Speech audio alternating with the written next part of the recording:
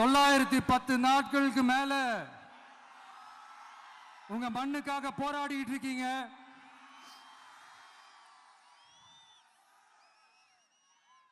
உங்க போராட்டத்தை பத்தி ராகுல் ஒரு பையன், சின்ன பையன் பேசினது நான் கேட்டேன். அந்த குழந்தையோட பேச்சு மனசு ஏதோ செஞ்சிருச்சு. உடனே உங்க எல்லாரையும் பார்க்கணும்னு தோணுச்சு, உங்க எல்லாரையும் கூட பேசி ஆகணும்னு தோணுச்சு. உங்க எல்லாரும் கூட நான் நிப்பேன், தொடர்ந்து நிப்பேன் சொல்லணும்னு தோணுச்சு.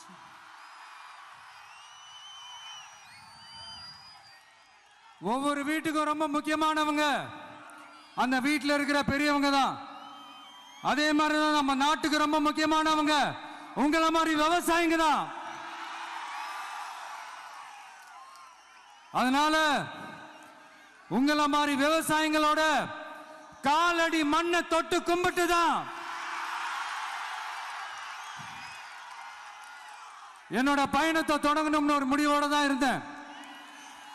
அதுக்கு சரியான இடம் இதுதான் எனக்கு தோணுச்சு.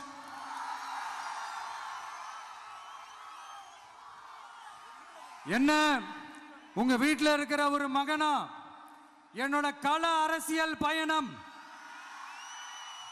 உங்களோட ஆசீர்வாதத்தோட இங்கிருந்து தான் தொடங்குது. சரி, அதை விடுவோம்.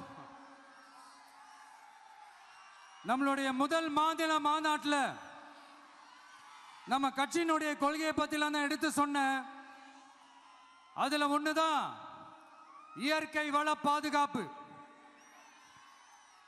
சூழலியல் மற்றும் காலநிலை நெருக்கடியை எதிர்கொள்ளக்கூடிய இயற்கைக்கு ஊறு விளைவிக்காத பகுதிசார் மாநில வளர்ச்சி பரவலாக்கம். இதான் நாம் அறிவிச்ச அந்த கொள்கை. இதான் நான் இங்க சொல்றதுக்கு காரணம் ஓட்டு அரசியலுக்காக இல்ல.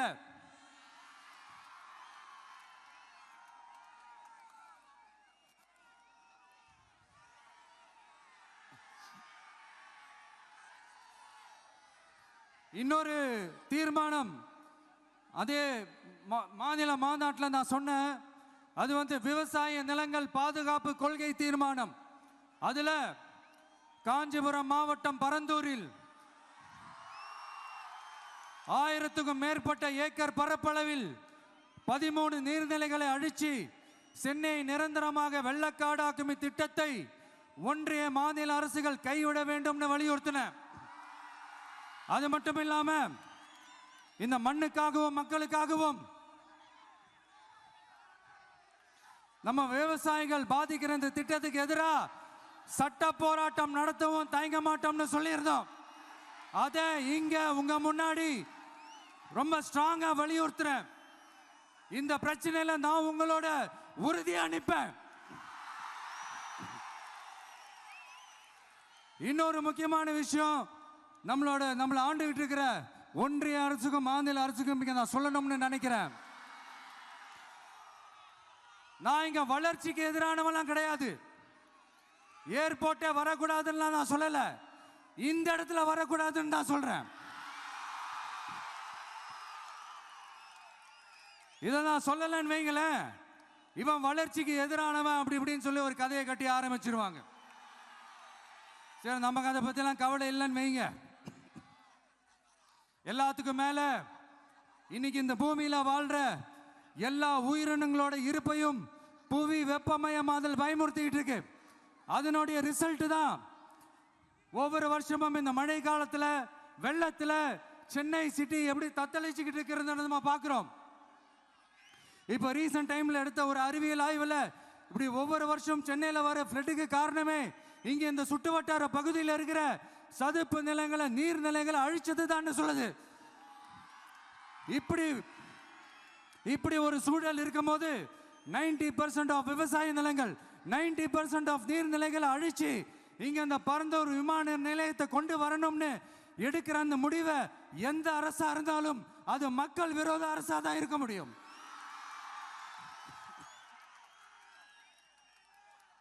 இப்ப சமீபத்தில் நம்ம அரிட்டாப்பட்டி பகுதியில் அந்த டங்ஸ்டன் சுரங்கம் அமைக்கிறதை எதிர்த்து தமிழ்நாடு அரசு ஒரு தீர்மானம் ஒன்று கொண்டு வந்தாங்க. அதை நான் மனப்பூர்வமாக வரவேற்கிறேன். ஆனா அதே நிலைப்பாட்டை தானே இங்க நம்ம பரந்தூர் பிரச்சனையிலையும் எடுக்கணும்.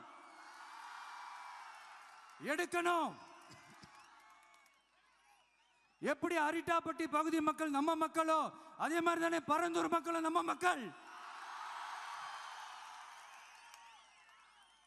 அப்படித்தானே ஒரு அரசாங்கம் யோசிக்கணும்.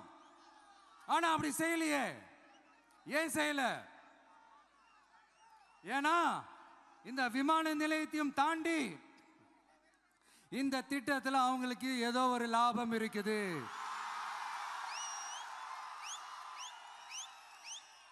அதை நம்ம மக்கள் தெளிவா புரிஞ்சு வச்சிருக்கிறாங்க. நம்மளுடைய ஆட்சியாளர்களுக்கு ஒரு சில கேள்விகள்.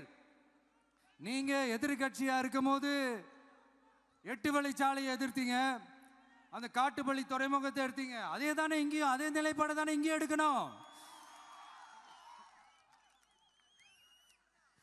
அது எப்படி நீங்க எதிர்கட்சியா இருக்கும் போது விவசாயிகளுக்கு ஆதரவு, ஆளுங்கட்சியா இருக்கும் போது விவசாயிகளுக்கு எதிர்ப்பா? இது எனக்கு புரியலையே.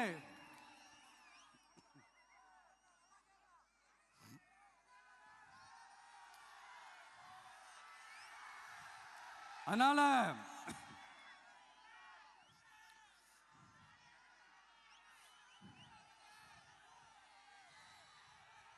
இனிமேலும் சொல்றேன், உங்க நாடகத்தெல்லாம் பார்த்துக்கிட்டு மக்கள் சும்மா இருக்க மாட்டாங்க.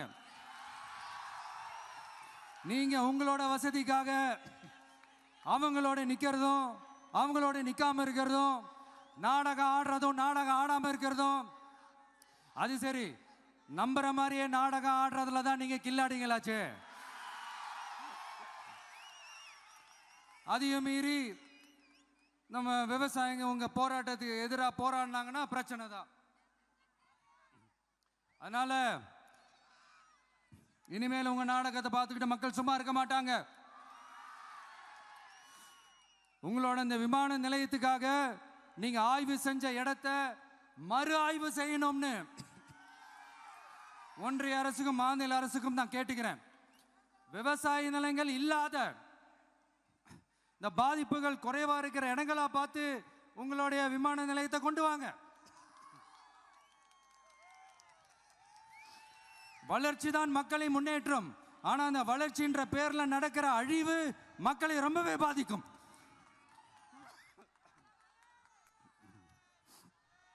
நீங்க எல்லாரும் உங்களுடைய ஊர் கிராம தேவதைகளான கொல்லமெட்டால் அம்மன் மேலையும்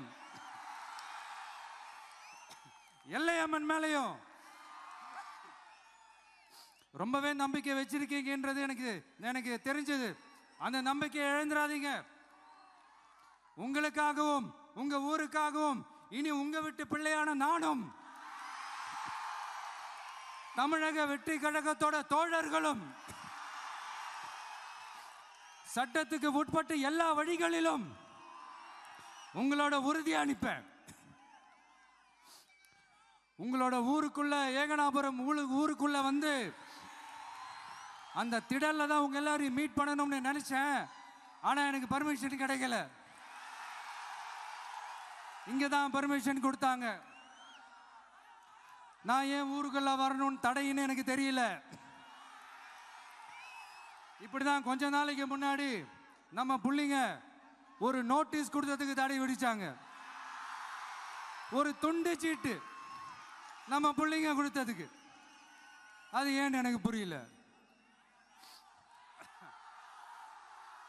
அதனால கான்பிடண்டா இருங்க, நல்லதே நடக்கும், வெற்றி நிச்சயம். மீண்டும் சந்திக்கும் வரை நன்றி, வணக்கம்.